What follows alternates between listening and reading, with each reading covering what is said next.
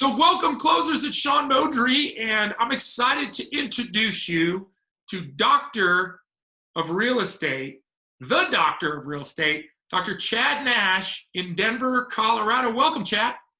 How you doing, Sean? Hey, it's good to see you. Many of you don't know this, but Chad and I have known each other for a while. Consider him a friend, and so it is an honor to get the opportunity to interview him. And I'd love to start out with, tell us a little bit about how long you've been in real estate. Absolutely. Well, first I want to say, Sean, thank you for the opportunity to just come and chat with you. I know we've had plenty of conversations. This is always a good time to talk on video with you. You look like a movie star over there. So I started into my third year in real estate in March. So I guess you can probably say about 2.5 years per se. Okay. Yeah. And out of nowhere, man, like you were a social media legend already out there. It's easy to make up it's easy to make up greatness on social media, I guess. That's right. Yeah. So share with the viewers a little bit about like what intrigued you about real estate? Like, why did you get into real estate? Absolutely. I guess it's two-pronged.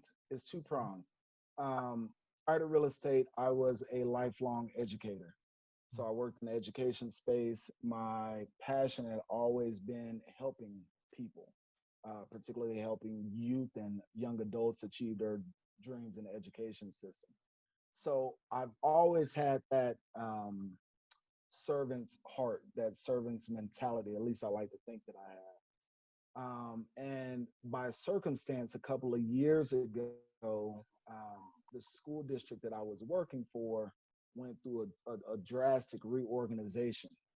And it was in that moment, kind of a lifelong dream was pulled from me, what I really enjoyed doing, and they wanted me to do something totally different. And that put the spark in my head of, is there any other avenues professionally that I should be looking at that I can always protect my dream, protect my ambition, protect my aspirations, and helping people. So right around the same time, it was through some conversations with mentors. So the area that I live in Denver, Colorado, is far northeast Denver. And as you know, Sean, back when the recession hit, Green Valley Ranch, Montbello, those areas were ravished per se, and you know, we had like 70% foreclosures at one point in time, and my dad was a product of that. So my family went through that, and I just remember at the time it didn't make a lot of sense, right? But I remembered that hopeless feeling, you know, of this is your shelter, this is your livelihood, like this is your home, and just seeing droves and droves of people kind of being forced out of their home because of foreclosure. So when I fast forward back to that life change professionally, I always had the passion for education because I believed in social mobility through education. But then I hearkened back to this idea of ownership, Mm-hmm. ownership in real estate, and having the ability to hold and own something that you call your own. And then even when you look at some of the wealthiest families, even middle class, you know, high class population, it's all about ownership. That's right. You know, so education can get you so far, but at the end of the day, you know, a accumulation of ownership is a prelude to creating, you know, an accumulation of wealth. However you define wealth, it doesn't have to just be monetarily, but it's, I own this, I'm building this, and is um, both protecting me, and it's you know, providing a return Yeah. by owning something. So that's what prompted me to get into real estate. I think because I was able to reshift from education to now go into an industry where it was about helping people. It was about creating social mobility, and I took So, that lens to real estate and say, okay, I want to help create social mobility through real estate. So one of the things that you said is social mobility through education, and now you're shifting to social mobility through real estate. And that's a very unique term, right? Social mobility, very specific term, right? And so share with us a little bit about your background, because I introduced you as Dr. Chad Nash. So share with us about your importance of education and how that path was for you, because that's a very, very unique path. Many real estate agents don't have a PhD. Absolutely. My mom still says PhD means piled higher and deeper and bull crap. So I don't know how much it's worth to most people. But, I'll be transparent with you, Sean. So again, harkening back to my bellow, the time that we were growing up, that I was growing up, it wasn't the cookie cutter all-American community. There was a lot of things that we had to go through, and I was susceptible to a lot of those dynamics. I graduated high school with a 1.97 GPA.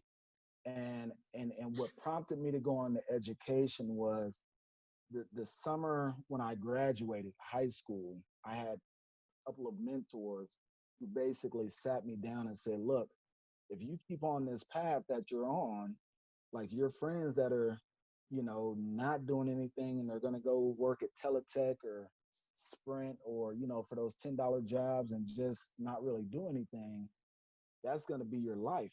Mm-hmm. And they got me onto the junior college path, because I never took the SAT. I never took the ACT. I was going to go make my $10, $15 an hour a year, and I was going to be rich off that, right? So you kind of fast forward. I was lucky to interact with a ton of great mentors through my educational journey. So I did my undergrad at the University of Northern Colorado. Met some of my lifelong mentors that to this day I still call on there. There was opportunities that were then afforded to me to go on to grad school. Mm-hmm. And I went to grad school first at Arizona State University, go Sun Devils. I did my master's in higher education there. And then I did my P.H.D. in research and evaluation methods at the University of Colorado. So go Buffs. And what I tell people is it wasn't because I was a nerd. It wasn't because I ever liked school that I went so far.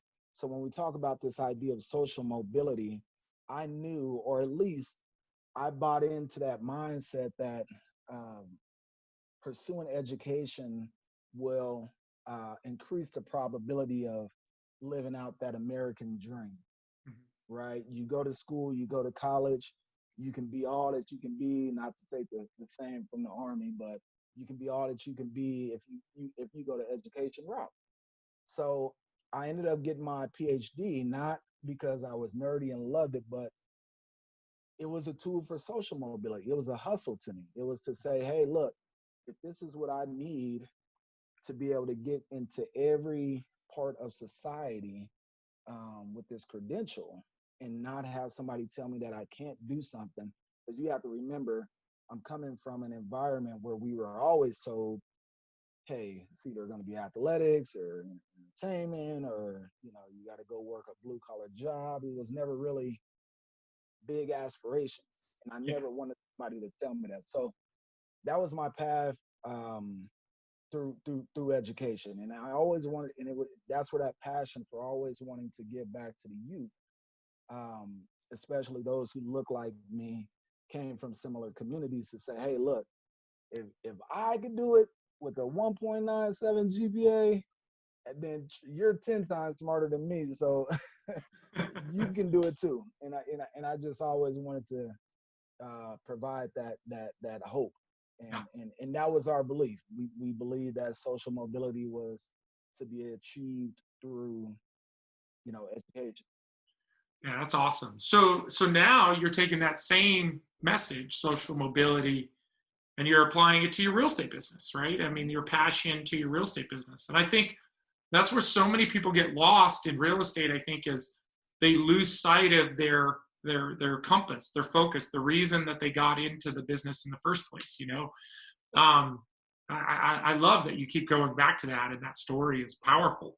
So on the topic of kind of social mobility, right, we've got this circumstance right now with Black Lives Matter that's going on, and kind of I hate to use the term awakening, but it really is kind of a new awareness, right? And so what has that impact been, obviously, in your life? What has the impact been for you, and where do you see it going as far as in the real estate industry? How do you see us making a change in the real estate industry? Absolutely. And let me preface this by saying, Sean, and I know you've heard me say this plenty of times before. I am a Black man. I'm a young Black man. Well, maybe not that young anymore, but I'm a Black man. But I don't want I don't ever want my voice to speak for my entire population. But with that said, I think I have my own opinions, right, about it.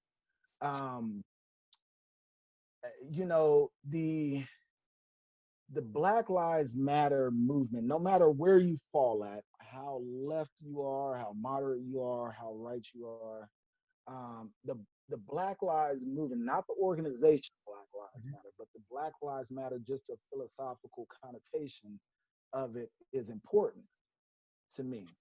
And I think it's important to our society because it's uncovering and highlighting to say, hey, look, how can we take steps in our own lives to create a more equitable and just society and a way of living for a population and a demographic that's historically been oppressed.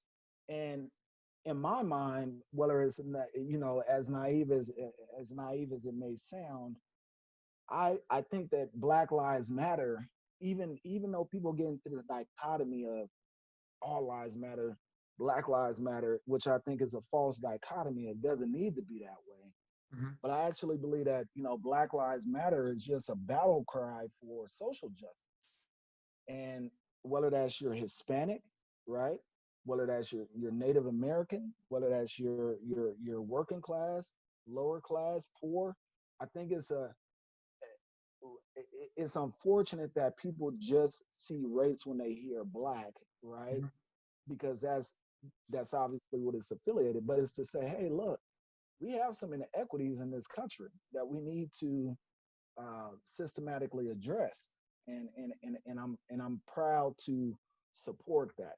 Now, I don't get into, I think what's hurtful is that philosophical way of saying Black Lives Matter is also, and this is just me, and I feel like it's also conflated with the Black Lives Matter organization, which I think that's where in turn some of the conflict comes, because they have it, whether it's just like a political party or a company, they have their own certain principles that I don't think every Black person is going to agree with. But I think the higher tenet and the philosophy of Black Lives Matter is important. So specific in real estate, and it's interesting because I was having a conversation with another coach of the close, Chris, and we were having an offline conversation about Black Lives Matter movement and how it relates to real estate. And I had mentioned to him, I said, I don't really see the connection between the two. And then we started getting into conversations about fair housing, rental practices, those kind of things. And it's interesting because, the neighborhood that you live in, or that you're from, right, the Montbello neighborhood, I heavily invested in there for many years. And it all of a sudden occurred to me that the reason that I invested in there is because Section 8 paid much higher rates in that neighborhood than any other neighborhood in town. Absolutely. And therefore, just by itself is creating part of the problem, right? It's funneling, low-income people into a zip code. right? And as an investor, I never made that connection before that, that is creating the problem. Yeah. And thank you for acknowledging that, Yeah. right? Because what people don't understand is that when you live in a system, right, that is inherently systematically privileged, Mm-hmm. or and not you racist, but it's a racist practice based Yep. on race. We are blind, right, to how we facilitate that. So I think you're exactly right. And when you take the historical context, fair housing practices, as you mentioned, rental. When you think of the the the the the overt practice of redlining back in the 60s, right? And now even the covert. I was watching, oh my gosh, Sean, I wish that I could have signed you in on this Facebook post. Mm-hmm. Because in my mind, I'm just going to tell you the truth. And I'm Yeah. just going to be brutally honest. Real estate in itself, it's so crazy coming from education where we talk about racial, race and gender and identity and all that. We talk about that on a daily. We don't talk about it in real estate much, which I think is your point. Yeah. But real estate in itself is inherently one of the most racist, discriminatory industries in our nation. And not because we are overtly practicing it, but when we think of ideas of communities, Mm-hmm. right? Mm-hmm. We say, oh, that's the Asian part of town. That's the Hispanic part of town. That's the Black side of town, right? It becomes ingrained in the idea of community, right? There's racial undertones of that, and that's in community means the word of separation as Right. well. I have my community; they're separate from my community, and there's Well, and a layer to that too is, being a real estate agent and practicing the fair housing rules, right? Where we obviously, as a real estate professional, we can't say that's the Asian side of town, right? We can't. And so when a client asks us a question specifically about race, we can't, because we don't know how to address it. Like, there's not like, I've never been to a class that was like, here's how to address that. right. That would be a great class. We That just would be don't a great address it at class. all. That would be a great class. I don't mean That to will cut be a you great. off. We should do that class, I think. You and I, we could collaborate. Yeah. So because we don't address it, we don't talk about it. So then, since we don't talk about it, there's no conversation about best practice. Because I think going back to the Section 8 conversation I think that was a program that was trying to do good that just ended up creating harm. Because if you think about like what they were doing is they were like, hey, we need to get more investors to invest in Section 8 housing, right? So to create more housing for low-income families. But what they did is they paid higher in lower income areas where the houses were cheaper and the rents were higher. So for an investor that's looking for cash flow, then what do is we buy and we buy up the available inventory. So now there's less homes available for people to have opportunity of home ownership, which I think you and I agree, that's the number one way to build wealth in America, right? Absolutely. And then here is an investor inadvertently taking away those opportunities from people who live in those communities. Absolutely. And that's, I mean, you hit it right on the head, right?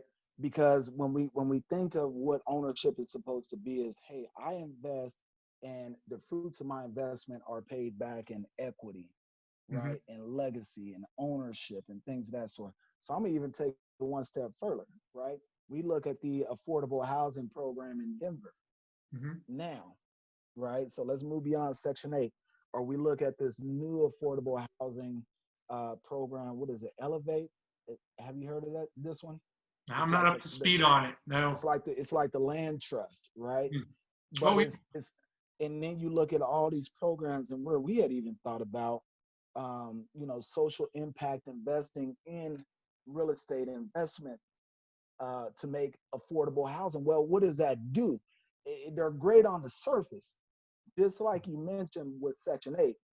But what do you say when the parameters is, hey, if you sell this house within 10 years, Yeah. half of your equity has to go to Joe Schmo? Yeah. Or with the Denver affordable housing, where you saw this whole thing with Green Valley Ranch a couple years ago with all those affordable housing. These folks moved in. Green Valley Ranch skyrocketed because of the things coming out here, but they couldn't tap into their equity. Right. They were having to sell for 75 cents on the dollar compared to everybody else. Yeah. Exactly. So when you talk about these systematic things that are put into place for good, right? But are they really resulting in how we think about ownership? And to clarify for our listeners, the reason that was frustrating for people is they had purchased the houses out of foreclosure. And so they didn't know when they purchased them that they were designated as affordable housing until after they had bought them. And then they found out they were designated affordable housing. The banks didn't disclose it. The banks might not even have known. And then now their equity position was, I think they could only earn 5% per year when the rest of the market was going up 14, 15, 16%. That would be extremely frustrating, which is different. Like if you bought knowing that that's the case, I think that there's some healthy balance in there, but it does put you in a position where you just can't move, right? You can't move. And that's even so. Even when you think about some of the we won't just talk about Denver, but most affordable housing programs across the nation ran by cities, they tell you just the same thing you're saying. You can only sell your house at X increment per year. You don't care what the appreciation is in that area. And so now you're forced to stay, right? And me, it's just like another form of renting in some way, shape, or form, because you're not enjoying the spoils of true ownership. Yeah, I think that's fair. And I think a favorable solution, I think, is the programs, the down payment assistance programs, the silent second programs, where you have the ability to earn the equity over time. Yeah, absolutely. Sure. And I agree 110%, right? Because there's no cap. Yeah. There's no cap on that. It's a booster up. It's a helpful boost to get into ownership, and you're not capped off. So. Yeah, that's great. So let's talk a minute about the pandemic. Since we're on kind of the title topics of what's going on in current America, it felt like there for a while we were coming out of the pandemic, and it looks like there's a resurgence. Thanks, Fauci, for calling that one, huh? Sometimes whenever I see his face on TV, I just cringe. Yeah, it's scary. I know something bad is coming when he's saying it.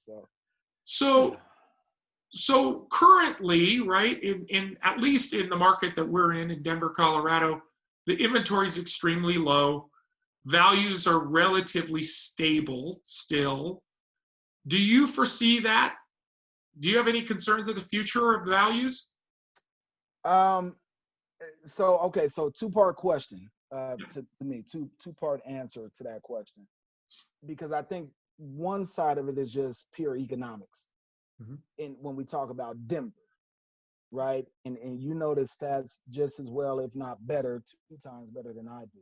But at one point in time, we were 6 to 7 months of shortage in inventory, right? And what I tell a lot of my clients is that, look, from a purely economic supply and demand perspective, when you talk about values, we have a lot of fat that we have to still claw through before we start to even see the economic principles of supply and demand lower home prices, because the inventory was so short already. So to me, in my mind, even in a normal market, we may have already started to see this stabilization leveling off. We still have so much shortage on demand that it keeps it stable. It's like padding, right? But now I think to the second part of that, and this is, I would love to just have more of a thought conversation with you because I'm not an expert here. Um, eh, Given the dynamics that we see with the layoffs, right, and for furloughs, Mm-hmm. it's hard to imagine that we're going to come out of this just completely unscathed and not see some kind of um, economic impact on real estate. Now, you haven't lived through the recession of 2008. You probably have a Mm-hmm. better idea of what it looks like when we're going into a recession. But I mean, obviously, I know we have more government programs propping people up with these forbearance and things of that sort, but that's not everybody, Mm-hmm. right? And we are at record numbers of unemployment, right? Or some form of unemployment. So even if it's propping up half of those people, it's still going to be a big majority of people that's going to be impacted by this. Yeah. So I don't know. I feel like, the market right now is as hot as I've seen it, right, in terms of competitiveness, right? But I don't think we have begun to felt the real residual impact of COVID yet.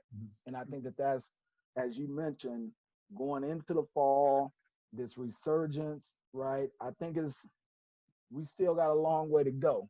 Mm-hmm. I think we were in kind of, and I tell my clients, I think we were kind of in a fallacy market, you know, right after COVID hit, because as you know, there was so much demand pent up Yep. that it created like this illusional market. Right now, when that starts to soften out, as it does in any typical fall market, plus a fall market with COVID, plus a fall market with more unemployment, that's what I'd be interested to see. Well, what I haven't heard is I haven't heard of any more stimulus coming, right? Mm-hmm. So if we hit a phase 2 of COVID without a stimulus program, I mean, there's a lot of Sink or questions swim, there. man. It's And, sink or swim, man. yeah, and to answer your question about the differences between 2009 and today, there's so many differences that I don't think you can relate the two. You know, Okay. prior to 2009, the government didn't try to stimulate the economy pre-recession, and I did a lot of research on that, and never in history have I found where they pre-stimulated pre-recession. Gotcha. So I think from an economic standpoint, I don't know if you could figure it out. I think it's going to be an interesting ride.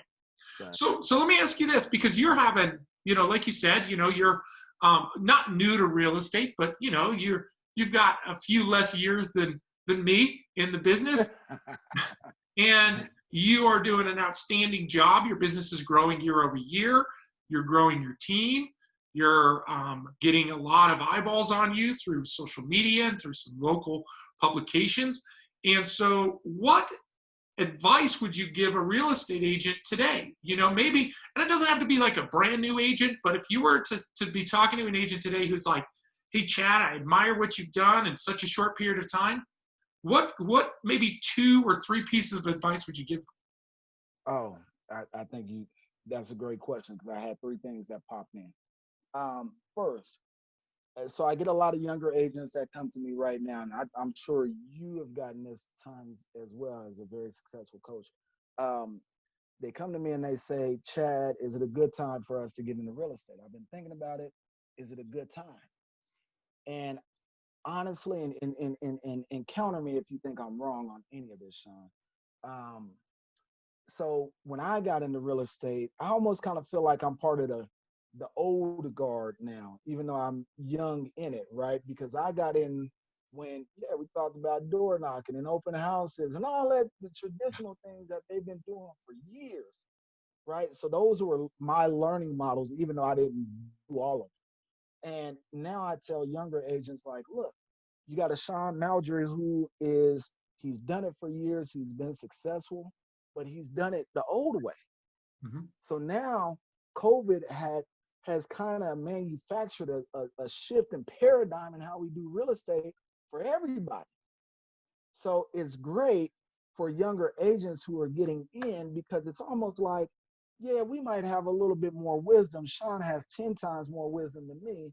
I have 2-3 years more wisdom than a new realtor, but we're all kind of starting over Mhm. in how we're going to do business in this industry. Does that make sense? So we're all kind of at this competitive Yeah. level where it's like, who can learn? So the first thing would be learn how to leverage technology, right? That's number one. Learn how to leverage technology, because that's going to put you into this next generation of how business is being done. Can you be a little more specific on what you mean by that? Because I think that term is, technology is overused, right? And then the term leverage is overused. So, Oh man, I so if just you can be more specific on both of those terms and what you mean by leverage technology. absolutely. So relationships still matter. Mhm. I mean, this is a relationship driven business. There's no way around that. But, a lot of realtors were doing pop buys, and, how we have to be in front of our client to do a listing presentation, or we have to be with them. And I think pre-COVID, the clients wanted that because it was a signal that you care, Mhm. right? Well, now clients know, now their expectation is to say, hey, people are trying to do things a little bit less impersonable, right? How Mhm. can we how can we still get the job done? And maybe we don't have to go to a 2-hour coffee and talk about this, right? So learning things like how to leverage Zoom and online listing presentations, and how to leverage your CRM. I mean, that's one of the big things for me, is how to utilize a CRM and stay in touch, from a technology standpoint, and utilize that to engage. How do you do client appreciation type of deals without having, I know you're all the way against this because we talked about this, without having to do those events, Yeah. in person. Now you get a better ROI if you learn how to do client engagement, appreciation, and acknowledgement, or build community via electronic. One thing that we're thinking about doing, taking these home buyer and home selling seminars, do it virtually. You Yeah. don't have to go. You don't got to buy a whole bunch of stuff. People will tune in for their 20, 30 minutes, and they can log right off and be off to their other thing. So I think just shifting that is big, I right? love that. So that's And then, one. yep, What's number two? the second one would be social media. I wouldn't even say social media, but on the same along the same lines as the technology piece. um, Agents really need to be aware of what I call their online resume. And it's not what I call, but it's what a lot of people call it, online resume. That includes, when I look up Sean, Google, what am I seeing? When I look up Sean on his Facebook, what am I seeing? Mhm. Because now we are so technology based, right? And we work quick off of, does he look good? Does he have good reviews? Okay, let's call it, Mhm. right? So really making sure you're building that online resume, and part of that is through social media, What building that. what social media platforms do you recommend? Like right The, now? so tell me if you've seen the statistics, okay? Now I'm a big Facebook user, Mhm. and honest to God, Facebook has driven a lot of my business. So I may have even told you, a couple of months ago, I got hacked on Facebook, and I had to start over a new account. That's why I had to add you. Um, and I literally cried. I cried because I knew how important Facebook was to my business. Just for my testimonials, my listing videos, I just knew how important it was. I'm a big Facebook person. I think for my generation, that's kind of the go-to. Mhm. But I read an interesting statistic. that, and I'll talk about the other two in a second. I read an interesting statistic, but as a young lady in my office, and she was on a well-known show, right? And she showed me a statistic, and she's a social influencer, right? She has like, you know, 80,000 followers, whatever. But the statistic said that millennials and younger generations have said that they're 70% more likely to buy or sell real estate if they consider the person to be a quote unquote social influencer. Yeah. So it's not about, man, Sean knows the market. Like, yeah, you got to know that stuff, but it becomes who's out there, who's visible, right? Who's making their brand attractive that they want to work with. I have a good friend, you probably know Sean Nealon with Compass as well. And I always see, you know, the joke, running joke now is that a lot of people are like, oh, that handsome or cute realtor that's always doing the videos. You know what I mean? He's Right. just kind of built this image. And I think that took me a long way harnessing that. Now, I also think that depending on how you want to niche it out. So for me, because I do like to try to leverage that PhD, right, to Mhm. get into professional communities, I use a lot of LinkedIn as well, because I think that LinkedIn, while Facebook is kind of middle of the road, you know, IG is younger Mhm. population. I think LinkedIn, while it's not as clicky, that's the, and I don't want to categorize, but I would say if you're saying, okay, I want to get into the doctors and the lawyers and maybe, you know, maybe try my hand in the luxury spaces and network with the CEOs and things of that sort, then I found it to be an effective avenue, because Awesome. they're not so much on there liking, right? But they're on there more than they are on the Facebook.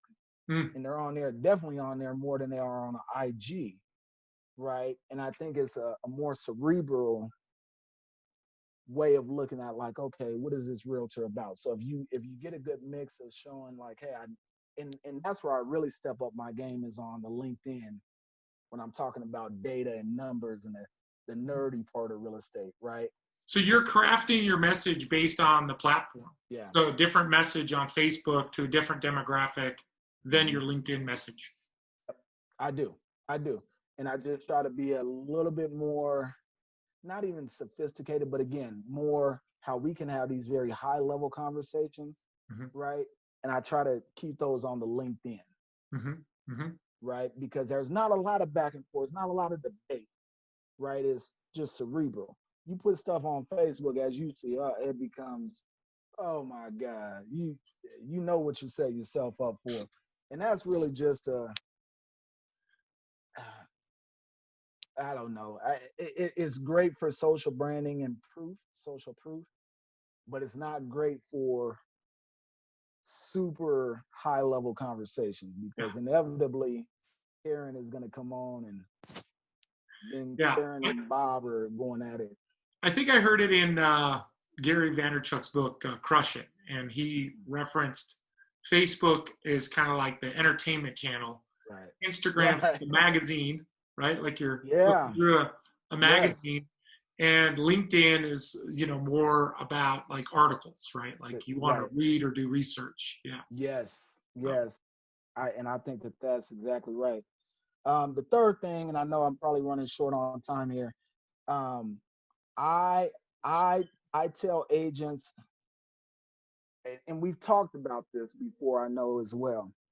So my previous career was in fundraising and community development. CRMs were, um, it was the norm, Hmm. right? So I came up in a model where CRMs, we used it in our everyday life. And people ask me, what was my biggest competitive advantage when I got into real estate? And I think that I came in not knowing any better, that we shouldn't use this, that some realtors don't use the CRM. Most realtors don't. They don't. And that is To this day, it blows my mind. Yeah. Because I say, it's not so much that you have to have a big CRM, but it's, as we've talked about before, getting your systems and structures and everything plugged in can just make your life so much easier.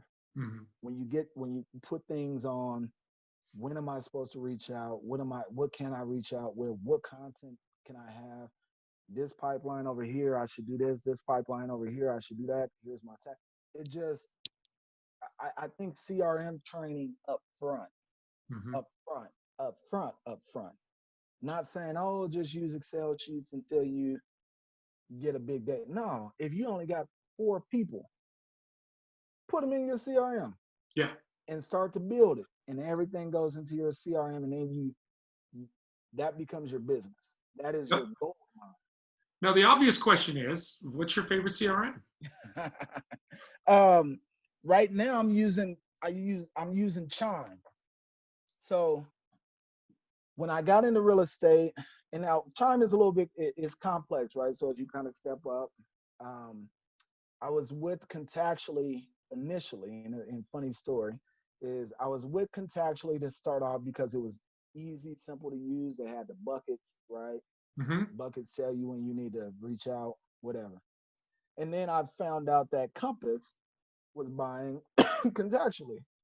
And I was like, hell no, I'm not going to have my database aligned with this company, Compass. I was with Remax at the time. So then I got rid of Contactually, and I stumbled upon Chime, which I think is a little bit more intensive, right? But I think it's a little bit more high powered.